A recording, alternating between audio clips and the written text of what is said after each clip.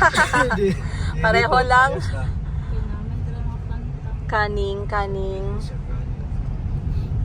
siya mga pagputlan ng mga ulo diretso dito. Oo. Nice. Alright guys, yung first namin na dinaanan on our day 2 are the Sardines Factory because we know Zamboanga is the sardines capital of the Philippines at nadaanan nga natin ang Mega Sardines Factory. Ayan. At syempre ang susunod na yung Century Tuna. Hindi kami pinapasok guys kasi baka manghingi daw kami ng free sample. Ang mukha namin na to parang naging gutom. Pero kung makakapasok man tayo sa Century Tuna, yun din yung mangyayari. Manghihingi kami ng sample. Huwag kayong mag-alala. Sarap kaya ng Century Tuna. Sardines. Ang sardinas. Ang reason bakit kami nakasurvive sa buhay. Alam ko yan yung mga ulam natin ng mga bata pa. Na ngayon hinahanap-hanap na ulit natin, no? Sarap siya panggisa. So, we are just driving through kasi hindi pwedeng pumasok. And now we are going straight down to the city.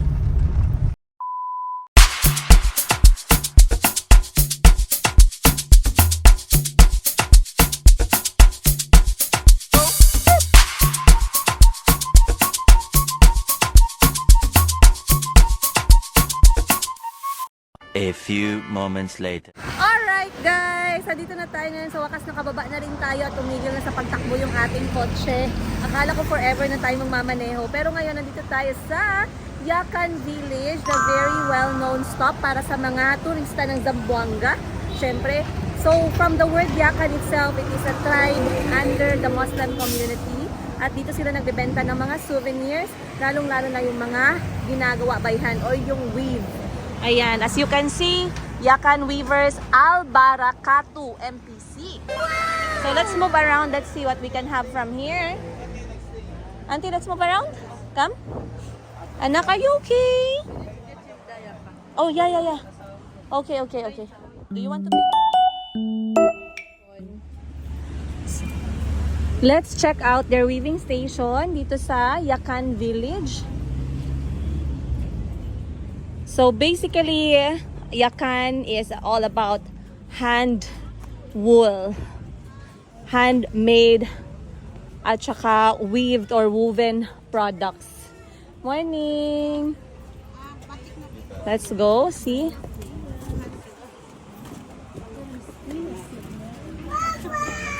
Auntie, look at this scarf. 200 pesos. Yes. Come and see. You see? Look at that one on. 1,000 shillings? Yeah, 20,000 shillings. Yes, that one is nice. Check it.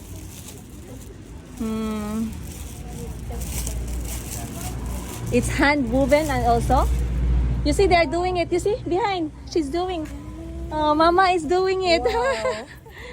Yes. Very nice. Talaga na-weave niya mga scarf. Para itong ipalit ni auntie.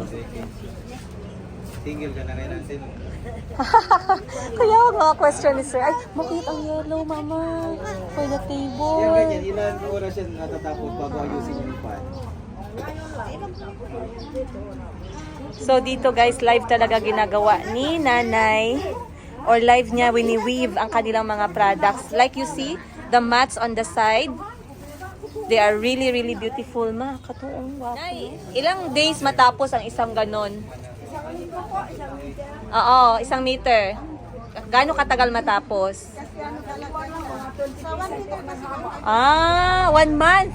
Wow, 1 month to make. Magkano po, nana, yung ganon? Yung yellow? 2,000. Opo, ang ganda. So, yung yellow, 2,000 pesos siya. 2 meters na siya. Tapos, yung 1 meter, 1,000. Ginagawa ng 1 month. Wow. Ganito, guys, oh. Mano-mano na wini-weave ni nanay. Pwede ba ako mag-close up dun, sir? What is it? What are you getting from my bag? 20 years old pa lang siya nagsimula. 4 decades siya na ginagawa.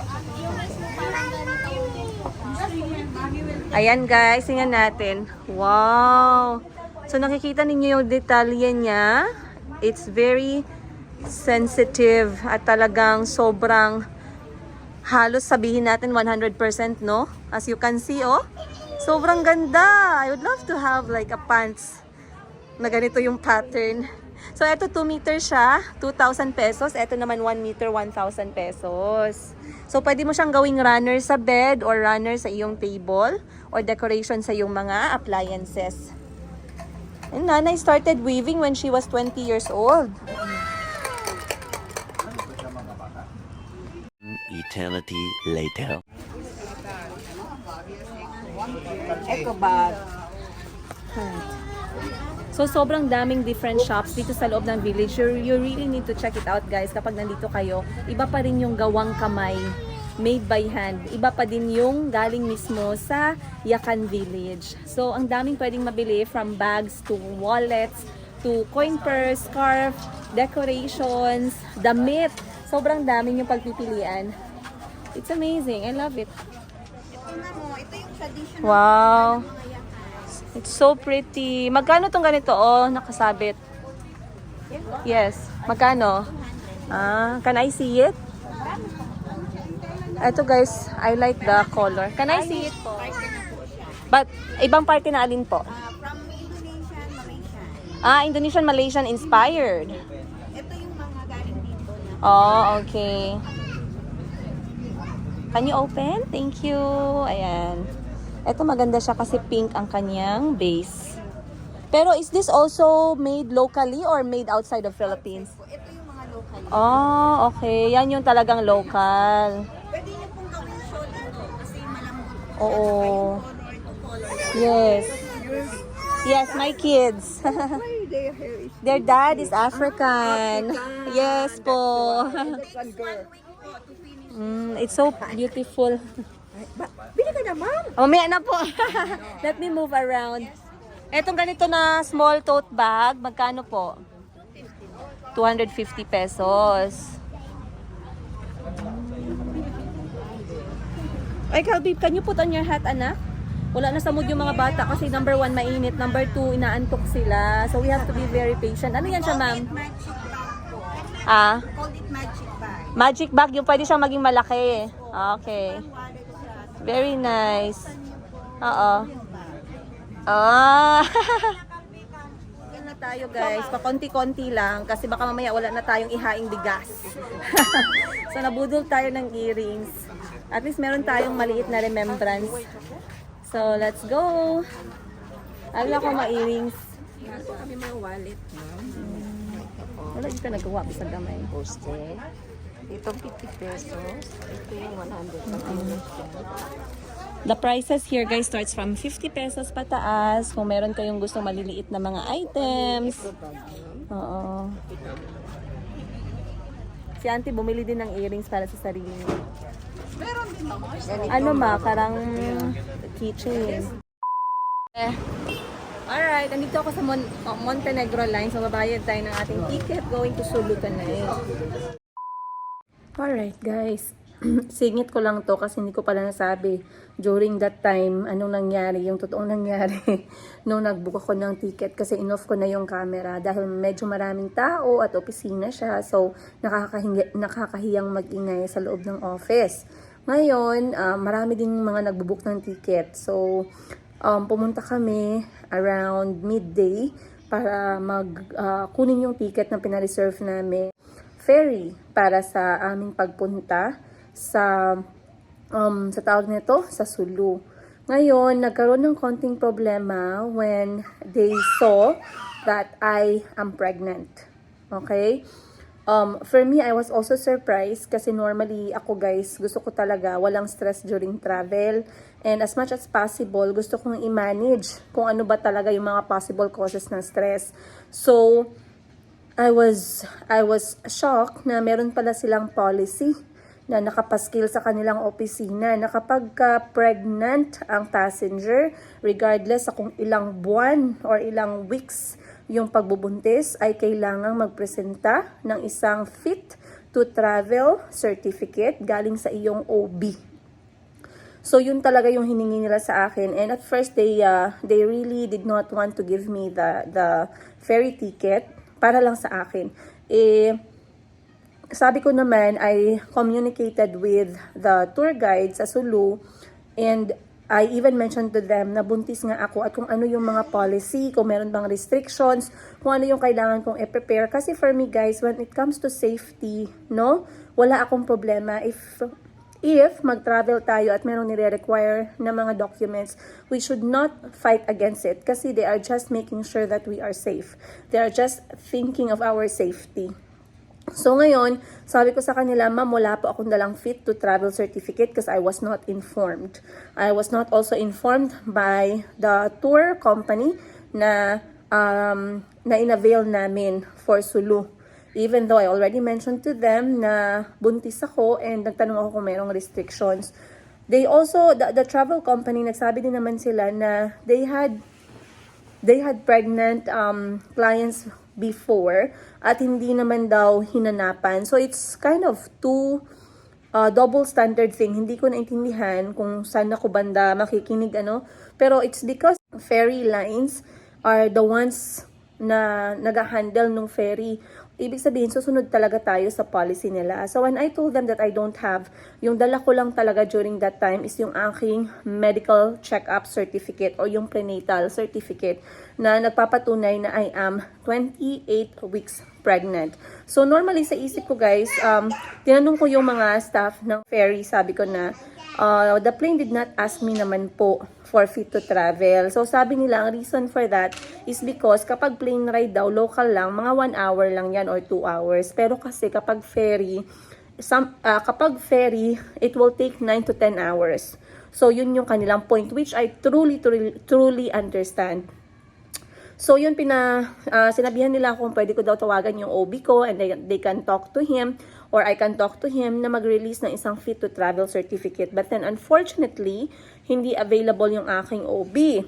So now I asked them kung pwede bang mag-walk-in lang na magpa-check up for fit to travel certificate sa kahit anong OB clinic na malapit dun sa opisina kung saan ako bumili ng ticket ng ferry. During that time, kasama ko lahat ng pamilya ko, pati yung 2 bata. So, nagtanong ako sa kanila kung ano yung another option and they actually told me that another option is for me to sign a waiver na I am okay and I am liable of my condition. Alright? So, sabi ko sa kanila, I don't have any problem with that because this is not my first child.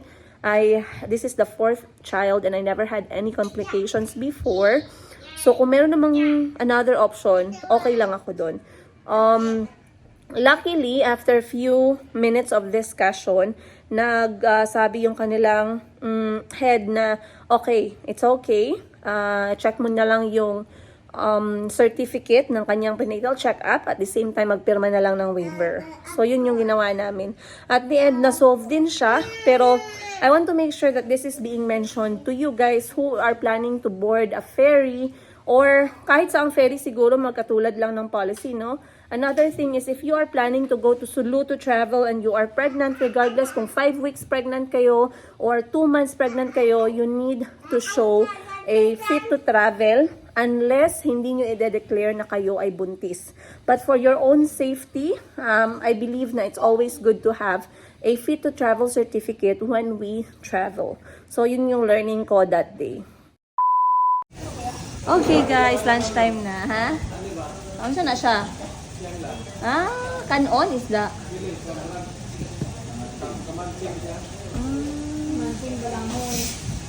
Okay. Okay. So, natapos na ako magkuha ng ticket natin para mamaya sa aming ferry ride going to Sulu, inshallah. Ayan, we are praying for smooth and peaceful travel mamayang gabi. But before that, andito tayo ngayon sa isang Malaysian food restaurant. Ano pangalan ito? Anong pangalan itong place, sir?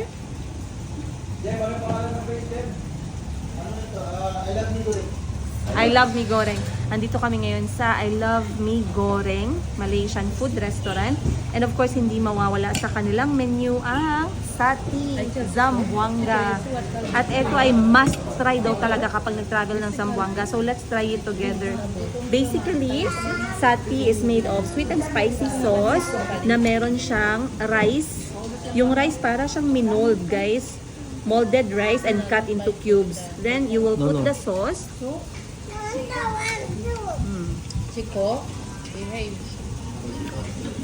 And then you can have your meat. Sometimes it's chicken, sometimes it's beef.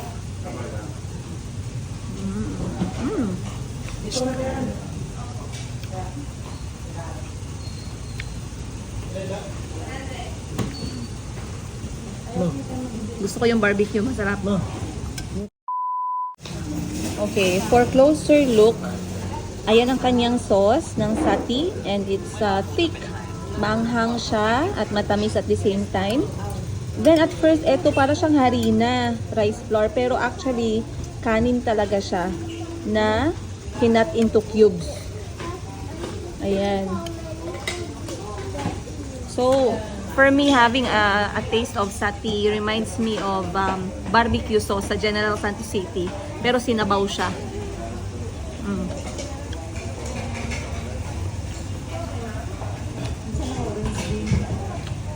Finally, na-try na rin natin. Because we cannot leave Zamboanga without sati. Yahoo! Auntie, you try. Their local dish.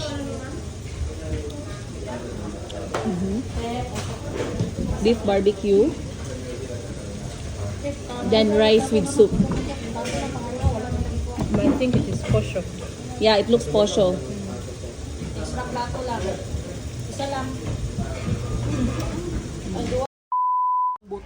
Okay.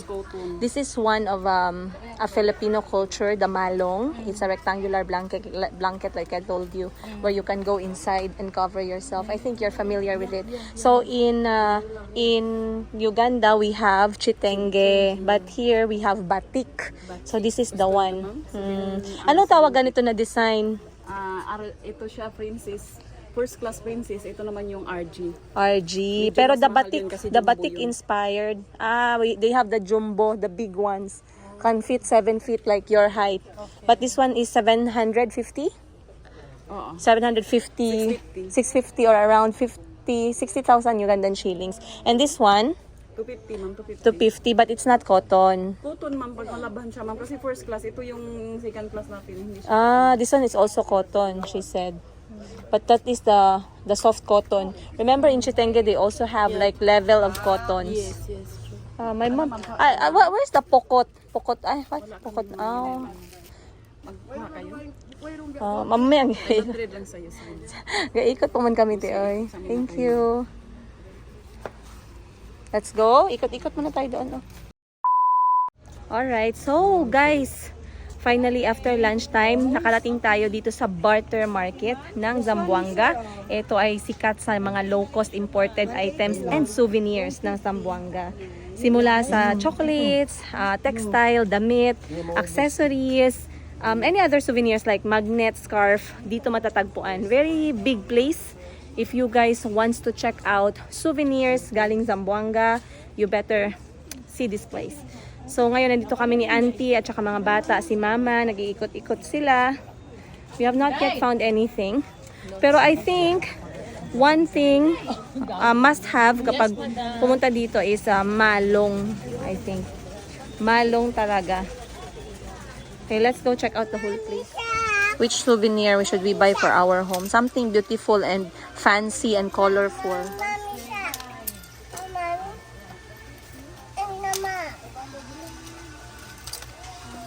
Did you find something you like? What does it say? It says Zamboanga. Zamboanga. You like it?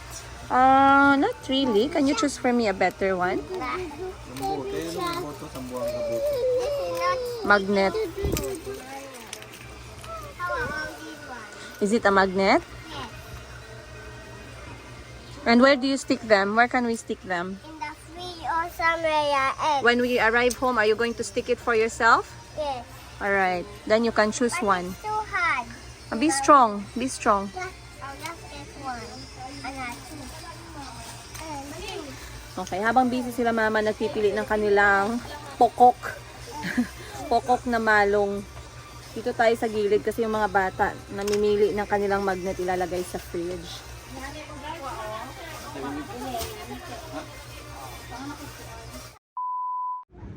Oh, lumalalim na yung hapon, guys. Hindi na natin namamalayan na alas 3 na pala ng hapon. We were able to get some few stuff dun sa kanilang barter. Ano yung barter market? Barter market. And dumaan na rin kami dito sa Pasonanca and Freedom Park. So basically, itong park na pala history, if you read more about it, are Filipino Boy Scouts. They were on their way to Greece to attend the 11th Scout Jamboree na event, or tinatawag nilang World Scout Jamboree na event sa Greece. But on their way, nag-crash yung aeroplano, and it cost the lives of the people to be lost, including 24 Boy Scouts, Filipino Boy Scouts, at isa sa kanila ay galing dito sa Zamboanga. So they made the place to remember them. As you can see, itong mga green tents na yan, it is 24 tents to remember the 24 lives we lost during that time. Other than that, they are still using itong park para sa mga camping ng mga Boy Scouts. Ayan siya. Alright. So, naging must visit din to dito sa Zamboanga, guys, no? Kasi kanina, or nagbabasa ako, mga places na kailangang puntahan. Pasonanca is really there. So, it's worth the trip if you want to know more about not only the beautiful and vibrant history of Zamboanga, kundi pati na rin yung kanilang mga tragic and sad stories. Kasi it is a part of the city. It is a part of who they are right now. Ayan. And that shows the Filipino culture na din, 'di ba? Na we really remember people even during even after the passing.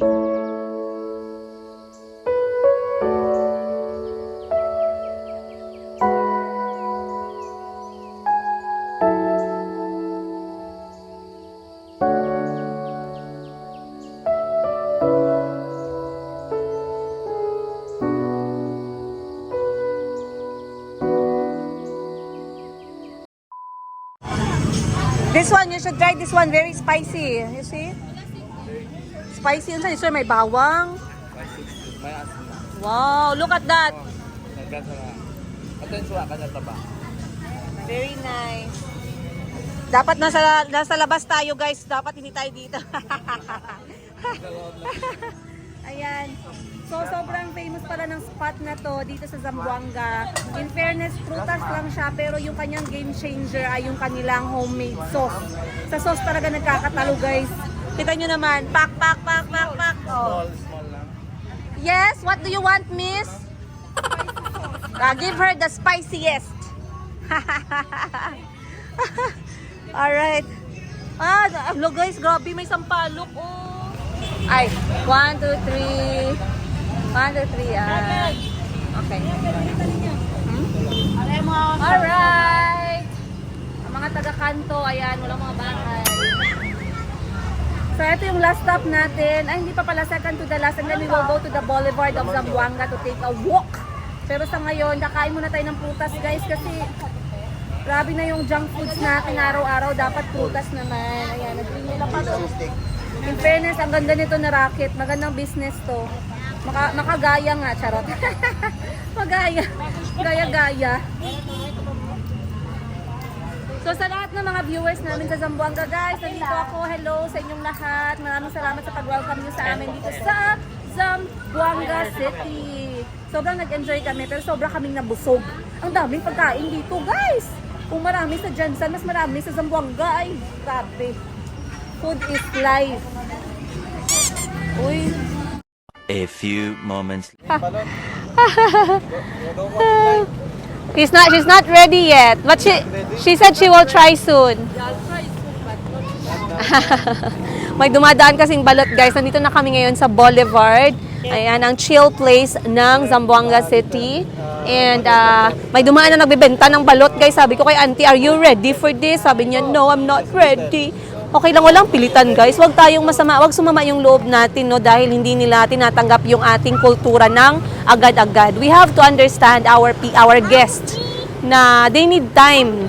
They need time to decide kung ready na ba sila sa pato sa loob ng itlog, guys. Pero 16 days lang talaga ako. 16 days lang yung kaya kong kainin when it comes to balot. Kasi merong iba na nagsasabi 16 days daw, pero yung laman nun is Pokemon na. Ang laki na ng manok ay ng pato sa loob, guys. So, dito kami ngayon. We are enjoying the sunset. And this is our last stop bago tayo umalis ng Zamboanga.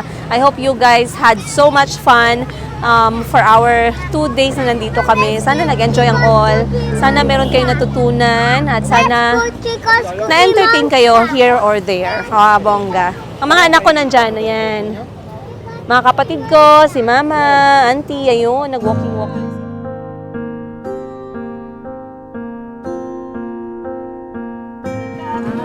Pagkita ko lang man siya ay aking sigawan. Na nakaupo. Kung ganyan namang lumayo. At baka matanaw ninyo ang tunay na kalagayan ko. Walang galang na nakaupo. Alam nyo bang matagal ang bigas namin ay di ko Free entertainment, guys. Yan ang tinatawag nating local talent. Hindi mo kailangan pumunta ng Pilipinas Got Talent para makakita ng totoong talentong Pinoy. Anywhere you are, you can see them. Katulad niyan. Alam na alam ko tong kantang to kasi I love Glock 9.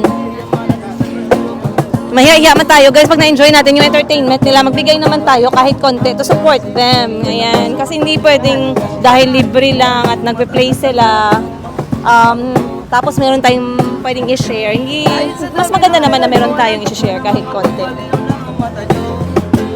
Halika! Hey! Hey! Hey! Ang mata ay huwag magalit. Bato, bato, bato sa langit. Pag natamaan ay huwag masyadong halata. Huwag kang masyadong halata. Maramag ng concert. In fairness naman sa kanila ha, pag nanood ka sa kanilang performance, libre yun. Basta bumili ka lang ng buko juice nila. Tsaka yung buko juice, 30 pesos lang. So, nakanegosyo ka na, nakanood ka pa, na-entertain ka pa, goods. So, nga mag-request tayo, kasi makapal ang mukha natin, mag-request tayo ng kapayapaan. Perfect dito sunset. Tingnan natin. Sali na. Dito ko lang pala matatagpuan itong mga local singer na libre.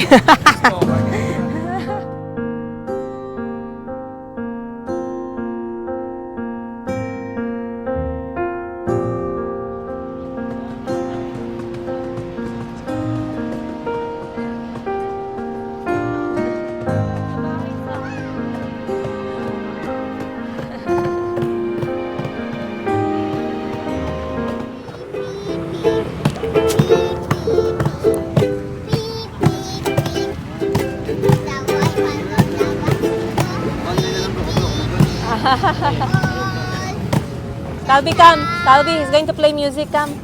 I want the wheels of the bus. Wheels of the bus.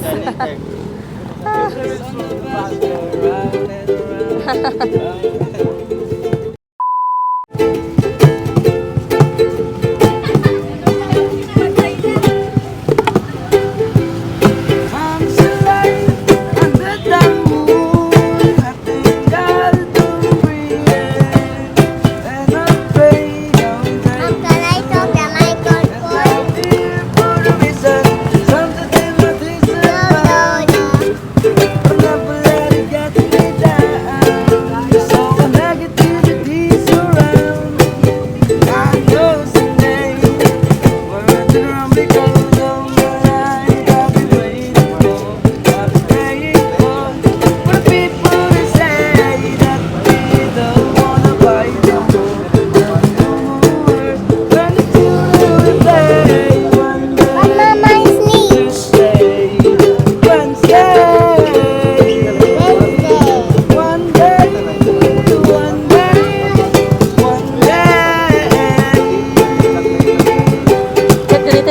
para makita ang sunset. Kit, ganiting.